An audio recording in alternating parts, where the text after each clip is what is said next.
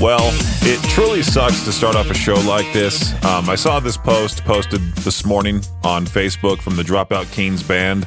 Adam Ramey, unfortunately, passed away yesterday. The vocalist and founder of Dropout Kings. And the rest of the band decided to post a nice little tribute to him. You can find it. I'll probably share it on our Facebook page at KBear 101 FM. Starts off by going, life comes at you in ways you can never predict. The roller coaster of chasing your dreams and building with your brothers and friends is a joy few get to know in the most genuine sense, and one we were beyond blessed to experience with one another as Dropout Kings. Even still, we cannot always expect things to go the way we dream, nor can we understand just how special each moment with our friends and family are until those moments are memories. And it goes on to say, with the heaviest of hearts, we share that our brother Adam Ramey has passed away. Doesn't really say the cause of it anywhere, but does say his passion, energy, and love for music shaped Dropout Kings and touched countless lives. So I figured today, as a somewhat of a tribute, at least for my pick of the day, Dropout Kings Virus. Here we go. Well, it truly sucks to start off the show like that, but, you know, unfortunately, things happen like that. And just as they put, make sure to cherish moments with your friends and family. You never know if that could be the last time you ever see that person. I mean, Adam Ramey, I believe that's how you say his last name, right? Correct me if I'm wrong. Adam Ramey, 32 years old. Only 32. Only about 3 years older than me. Crazy to think about. So that was at least somewhat of a tribute for the guy. If you want to get a hold of me, you can over at 208-535-1015. We finally got my interview all ready to go for our YouTube channel at KBear 101 RMG.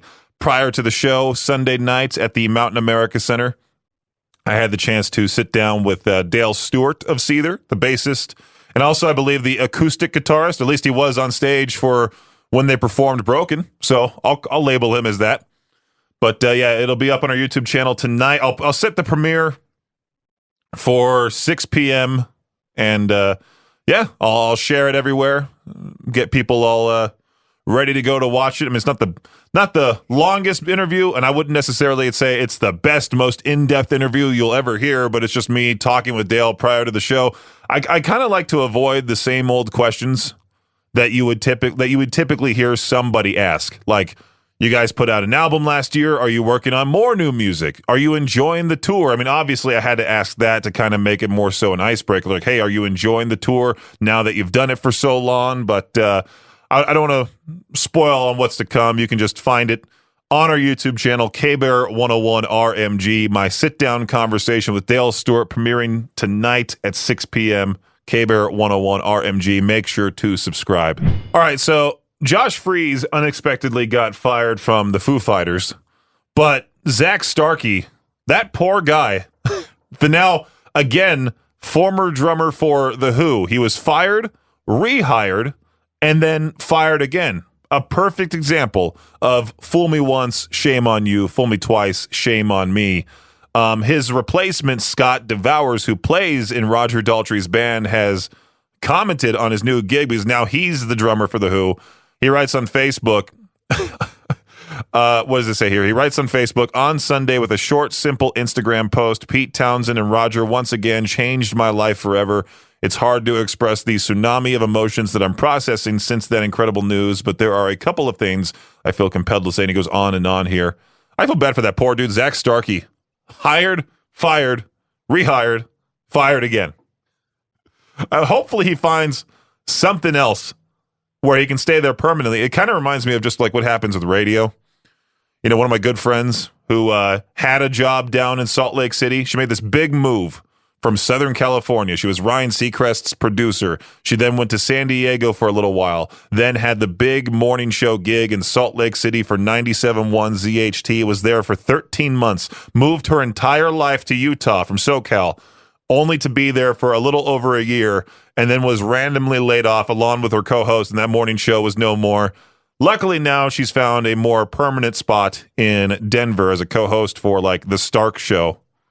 but I feel bad for her career. Imagine having to pick up your life that many times. So that's what happens in radio, as well as, I guess, if you're a musician. You'll move from band to band if you're one of the unlucky few. I was highly upset when I saw this news announced this morning. It would have been really, really cool to see this tour come to the area. Falling in Reverse, they have released a new song with Marilyn Manson. It's called God is a Weapon. It features Ronnie Radke, Manson taking turns on the verses while singing together on the chorus. You can find the video on YouTube. I'm sure we'll try to get a copy of it.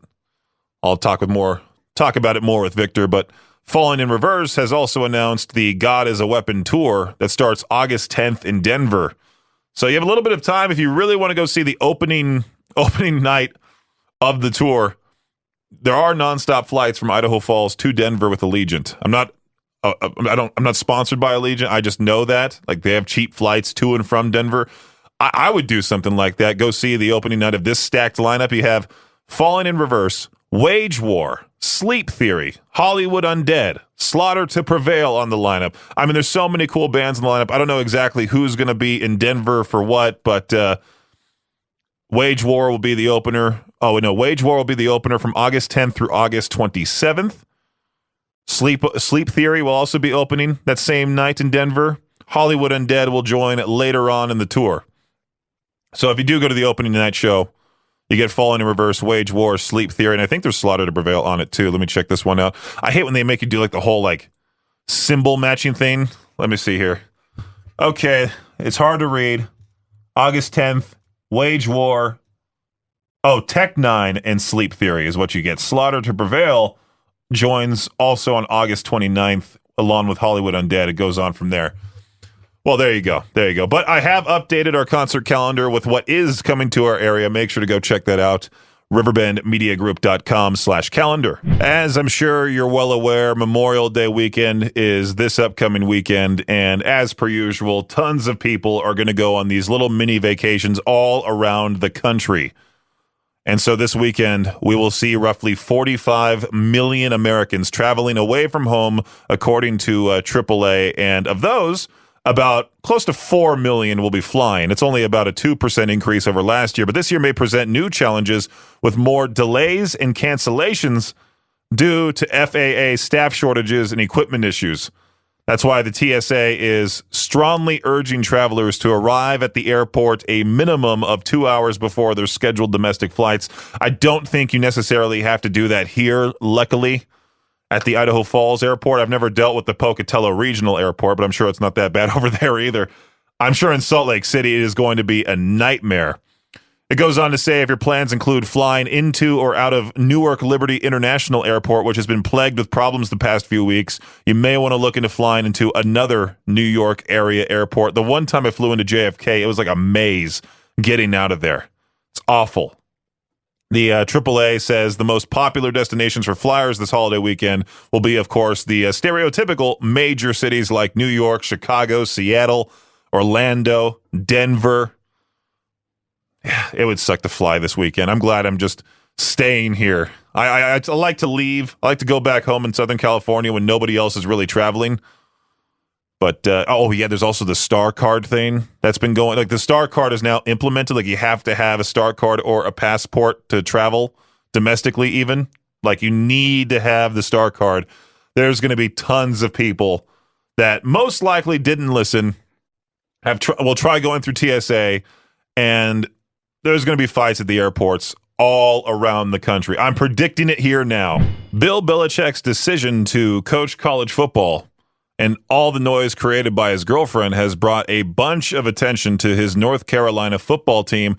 Thanks to the circus created by Belichick, North Carolina sold out its allotment of 20,000 season tickets despite a 25% bump in price this season. Scotty Scheffler won his third major of his career over the weekend at the PGA Championship, and he did it with a golf club he'd never used before. The USGA conducts tests of players' drivers to see if the club conforms to regulations, and Scheffler's club that he'd been using for almost a year did not make the cut. Scheffler said that he didn't have a problem with the ruling. However, he thinks the USGA doesn't go go far enough by testing only 50 players in a tournament. Pretty crazy there. USA Football has announced the 12 players who are on the roster of the men's national flag football team, which will be competing for a championship in September. There are currently no NFL players on the roster, but football fans are keeping an eye on the situation with the Summer Olympics rolling into Los Angeles in a few years. If NFL owners and players agree to take on the risk of injury and allow the players to be on Team USA, it seems like they would dominate, and it would be really fun to watch. It would be a flag football dream team. Stay tuned as all this stuff gets sorted out. Imagine that, sort of like a weird, different sport recreation of the 1992 Dream Team. Go Team USA. That does it for your Shot Clock Sports Update right here on K-Bear 101. You know we like to talk about brutal beef and liquid cheese around here. Wendy's, only in Canada, has launched a new burger that will probably just clog your arteries by the end of this sentence. The grilled cheese cheeseburger. It's a quarter pound of beef, melted cheese, caramelized onions that's in between two grilled cheese sandwiches made using hamburger buns. I'm looking at a picture of it. Yeah, it looks like too much. I'm shocked that it's in Canada. There's no word yet if this will make it its way across the border, but most likely it will be. This is the most American thing. And something like this, now as I get older, this kind of looks just gross to me. You know, I see these videos all the time of different YouTubers going to the Heart Attack Grill in Las Vegas. I don't know if you've ever heard about that place, but they have tons of burgers there. I mean, it's just all burgers. If you weigh over 350 pounds, you'll eat for free.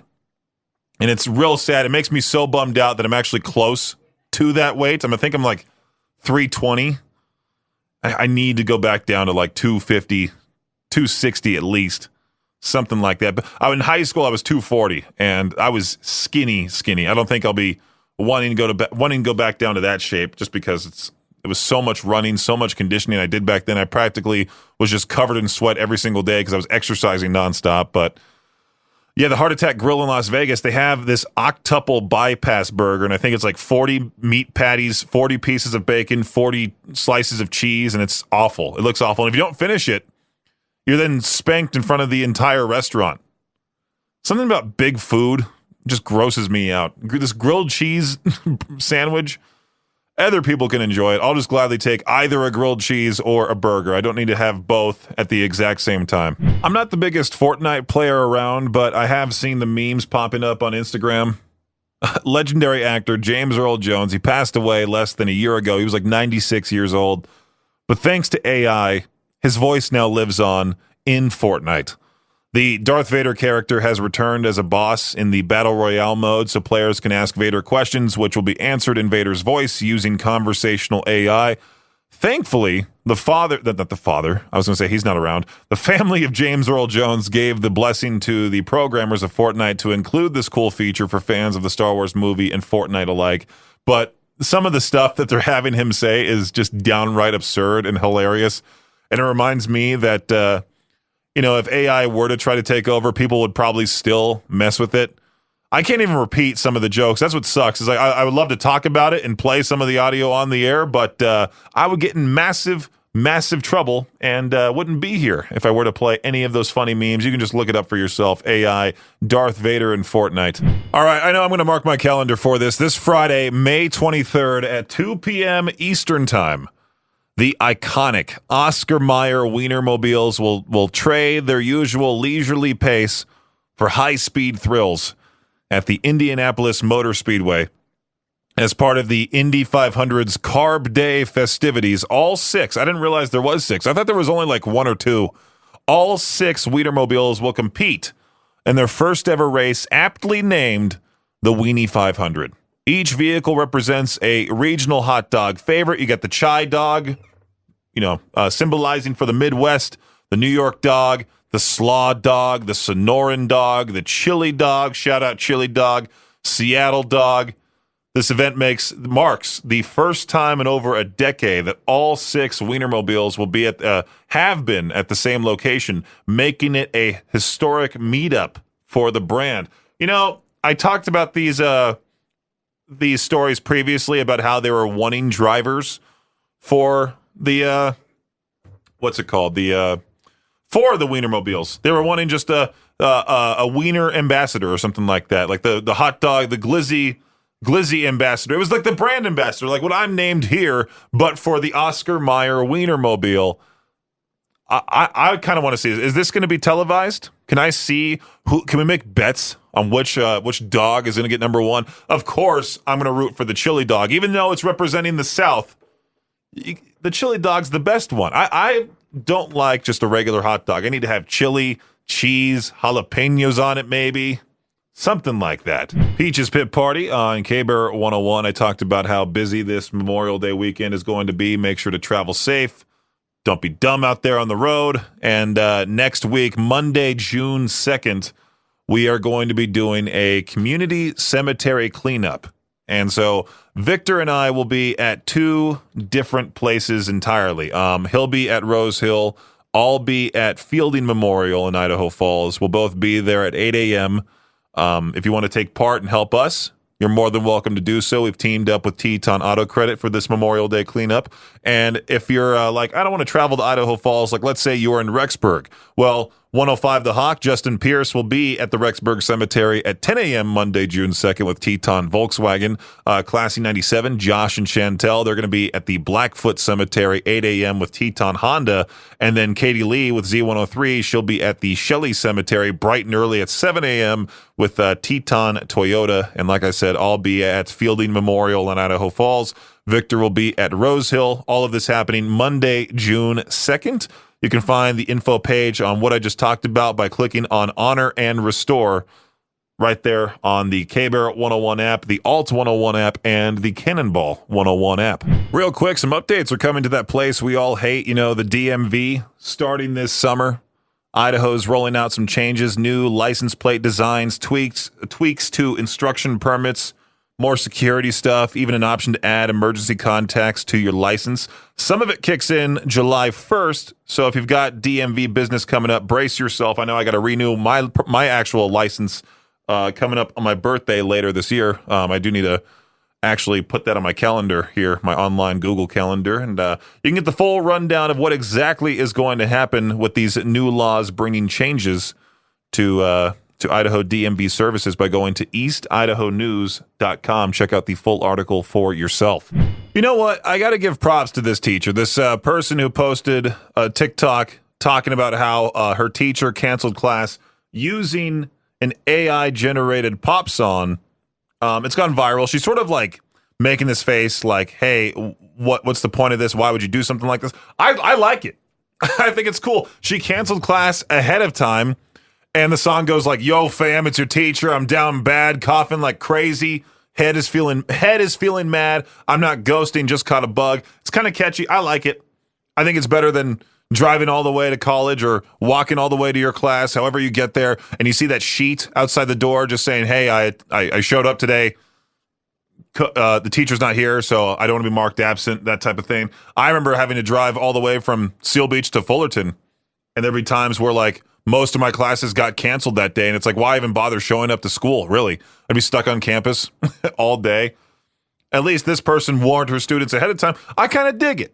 It's on TikTok. If you want to check it out for yourself, it was posted by Music4, the number 4, Life 071.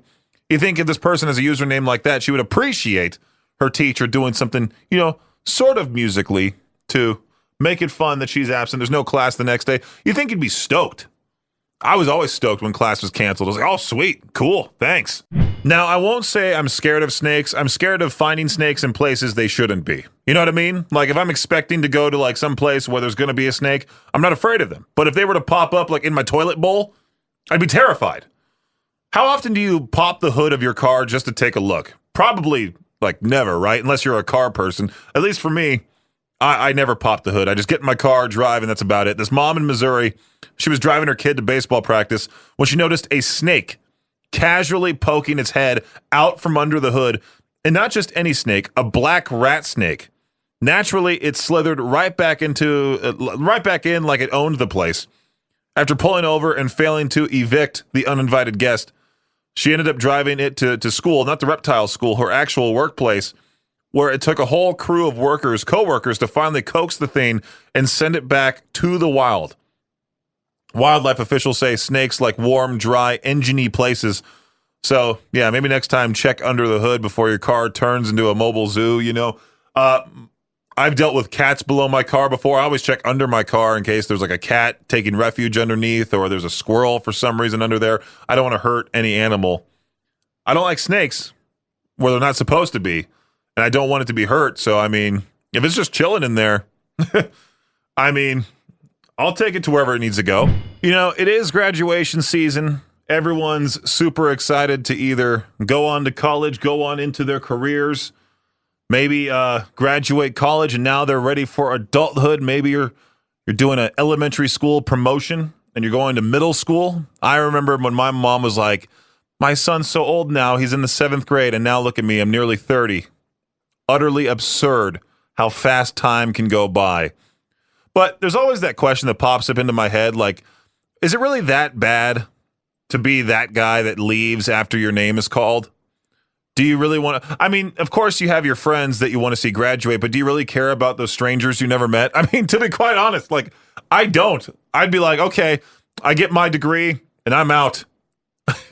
My high school graduation was cool. It was fun. We had a guy in a morph suit run all the way across. Like he totally just, it's not streaking because he wasn't naked, but he was in a morph suit, ran across.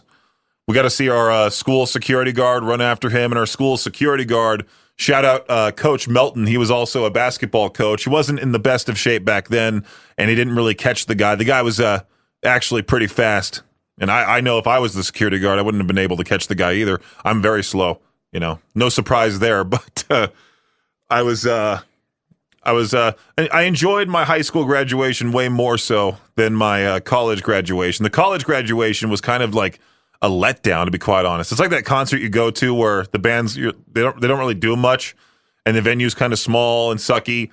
That's how it was for my college graduation at Cal State Fullerton. It was like the other cinema and television arts majors all cramped up into like this tiny little gymnasium. The communications majors, they were out there in the football field. They had giant screens. I didn't have any of that. It was just, hey, here's your diploma. Congrats. You got a useless degree in cinema and television arts. You should have done communications, which is, you know, not all that much better. I'm probably doing better than most of those communications majors. Take that, fellow classmates of 2018. Where you at? No, I'm just kidding. I'm hoping for the best for them. Well, this is one way to really show that you're ready to settle down. This 28-year-old comedian named Tess ran the Brooklyn Half Marathon in a full wedding dress this weekend. Not for a bet, not for a cause. She's just really hoping to find that husband. She even wore a sign on her back that said, "Just hopeful," which is either super endearing or the plot of a future Netflix documentary. Sadly, there was no groom waiting for her at the finish line. Tess said, "I honestly think I scare men away." No kidding. You're wearing a wedding dress before even knowing that there's even going to be a person there. I mean, she made national news. Hopefully there's some guy just as desperate as she is, and it'll be a match made in heaven, and they can run maybe a full marathon together. If you were tuned in yesterday, you would know my to each their own question was, what was the worst city you've ever visited, which had a lot of good comments on that one. There was a few people saying, you know, the generic answers like LA, New York, Denver, San Antonio, etc. But then there was a few that were just kind of out of the ordinary, which was what I was really looking for. Hunter, West Memphis, Arkansas. Didn't really say as to why, but more so just gave me the city name. Would love to know that. But today, we're going positive with it. What's the best city you've ever visited? What makes it the absolute best? I'm sure we'll get some of those people that are going to brag and be like, you know, Pocatello's where it's at. Idaho Falls is where it's at, which is something you could do. But I'm really wanting to hear other answers, too. 208-535-1015. What's the best city you've ever visited? What makes it the best? Let me know. Call in right now for To Peach Their Own. 208-535-1015. What is the best city you've ever visited? What makes it the best? I'm looking at some of the Facebook comments here. I believe there was one person that tried calling in, and I apologize completely. I think I was out of the studio, or I was talking to Melissa, who's trying to coordinate something here and that whole thing. So if I missed your call and you were that person, I apologize. Please call back 208-535-1015. Today's To Peach Their Own question. What's the best city you've ever visited? What makes it the best? I was looking at some of the Facebook comments. Nago, Okinawa, Japan from John. So much culture, super friendly people. Beach is beautiful. No worries ever about crime. I did see a few people talk about San Diego, California, which I think Victor did say now it is like one of the most expensive places to rent an apartment at, something like that. It used to be rather cheap back in 2020. A couple years ago, there was cheap apartments to get in San Diego, but now I guess it's risen in prices. And Carlsbad is my all-time favorite city, close by Carlsbad, California, one of my absolute favorite places to visit. 208-535-1015. If nobody answers or nobody decides to call in, I can just simply move on to something else to peach their own. Hey, K-Bear, thanks for calling in. You have an answer for to peach their own? Hey, what's up, boss? Stuart. What's going on, man? What's the best city you've ever visited? I want to say San Diego. I've been all over the place. I've been to D.C., Atlanta, San Francisco, and San Diego's just got a special place in my heart.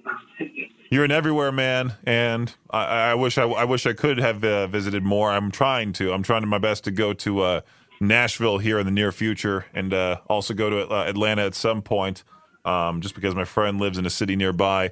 But Atlanta is so hot. There's a reason they call it Hot Atlanta.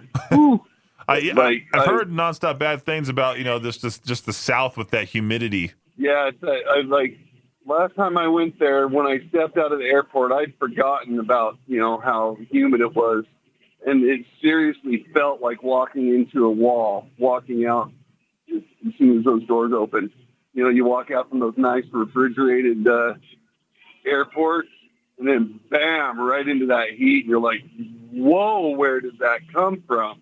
So I hate dealing with the opposite when you walk out of a place like Winco or the Idaho Falls Regional Airport, and they both have the heater blasting, and then you get back into the Idaho winter, especially when you just escaped to Southern California for the sunshine, and then you get right back into the harsh reality that is Idaho weather, and you're like, oh, all right, fine. Right.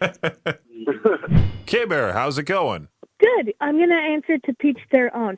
So I'm going to have to say Germany. I went when I was 12, and it's a culture shock, but I think everybody, if they can get the opportunity, should go. What's the best city you went to, or what was the city you went to in Germany? It's been a while, so I couldn't remember, but I think we went to Italy. I can't remember because we went to the Vatican, and then we saw the Colosseum, and then the day we were there, the day after the Pope died. So it's been quite a while, but we went when I was 12, I think. So I think it would be cool to be there for when the white smoke appears and there's a new Pope. It'd be some crazy thing to see. Yeah, that one was interesting because when we went, the Pope had died the day after, and they deliberated for I think quite a while. And then they put black smoke out, which means they haven't made an official decision yet. Right. But it was interesting because my aunt lived. The only reason why we went was because my aunt lived in Germany and she had just had her son, so we ended up going to help her move back to the U.S. But that's the only reason why we went. Which one did you like more, Italy or Germany? It's a mix. I liked both just because. There was, we ended up going to the Holocaust Museum, and that one I liked as a little bit better because it was more cultural and historical for me. But I mean, it's mixed, I guess, right? You could say. Okay. But yeah, it was cool. Awesome. Thanks for listening to Peach's Pit Party, the podcast. If you enjoyed the show, please share, subscribe, and rate the podcast. Peach's Pit Party is hosted by me, Peaches, a.k.a. Brendan Peach, and is a production of Riverbend Media Group. For more information or to contact the show, visit riverbendmediagroup.com. Until next time, Peach out.